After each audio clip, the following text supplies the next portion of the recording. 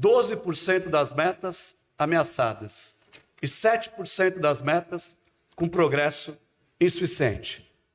Isso significa dizer que nós estamos atrasados na nossa lição de casa. Por isso, essa discussão, esse ambiente, obviamente, ele é muito importante e relevante para que nós possamos avançar.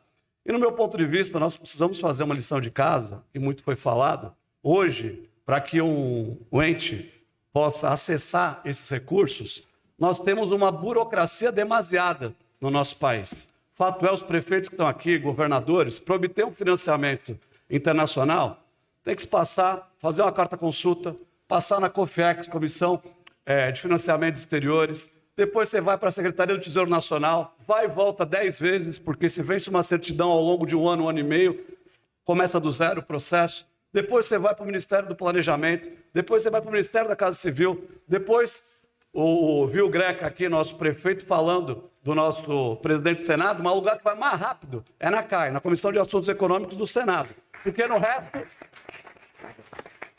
resto é feito para não funcionar, é feito para que os prefeitos, muitas vezes, governadores, não tenham acesso a esse recurso e nós não consigamos implantar essas metas que são relevantes e importantes. Muitas vezes ocorre o quê? Uma perda de objeto. Eu fui prefeito de Santos, uma cidade que movimenta, através do porto, 1/3 do PIB brasileiro.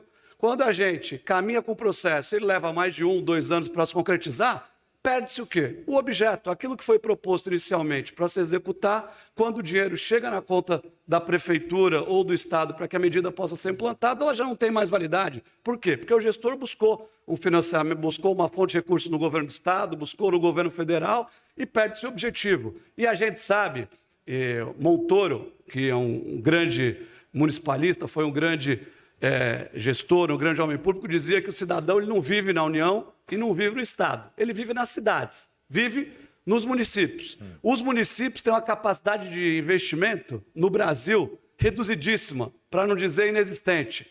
Salvo prefeituras como São Paulo, por exemplo, o prefeito aqui está com o burro na sombra, tem muito recurso lá para investir, nosso Ricardo Nunes. Os municípios brasileiros têm capacidade de investir 4% do seu orçamento. 96% é folha de pagamento, é custeio, são obrigações diretas. E a gente sabe que a população tem essa expectativa de investir. Quando a gente fala do transporte público, por exemplo, vamos falar em desenvolvimento sustentável. Transporte público, o Brasil movimentou no ano passado 2 bilhões e 300 milhões de passageiros. Transporte público. O Brasil tem 107 mil ônibus de transporte público operando diariamente. Quantos ônibus elétricos dos 107 mil? 400.